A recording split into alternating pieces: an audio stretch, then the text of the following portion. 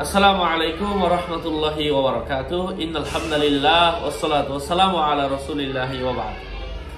আজকে এই ভিডিওতে আলোচনা করব নাক থেকে কোনো ব্যক্তির রক্ত যদি ঝরে পড়তে দেখে এর ব্যাখ্যা কি। আলোচনা বুঝতে এর সাথেই থাকবেন।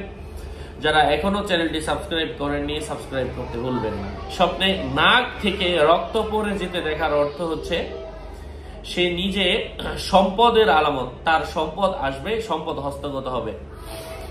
জমাট রক্ত দেখার অর্থ হচ্ছে সে সুনাম অর্জন করবে। স্বপ্নদ্রষ্টা যদি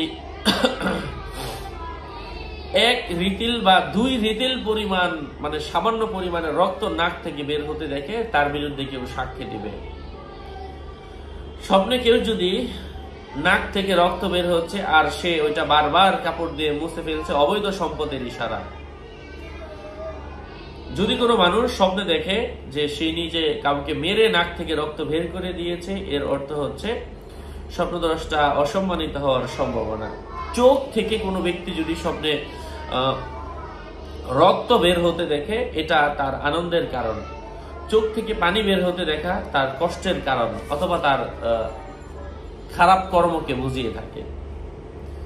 স্বপ্নে যদি কেউ অশ্রু চোখ থেকে মানে গড়গড় করে পানি পড়তে দেখে, সম্পদ খরচ করে আত্মতৃপ্ত হবে না। স্বপ্নে নাকের পানি বের হতে দেখার অর্থ হচ্ছে ঋণ পরিশোধ করতে পারবে, চিন্তা মুক্ত হওয়ার আলামত বুঝতে হবে। যাই হোক, আরো আপডেট পেতে সাথেই থাকবেন। আপনাদের মঙ্গল এবং দীর্ঘায়ু কামনা করে এখানে শেষ করছি। দেখা হবে অন্য কোনো ভিডিওতে।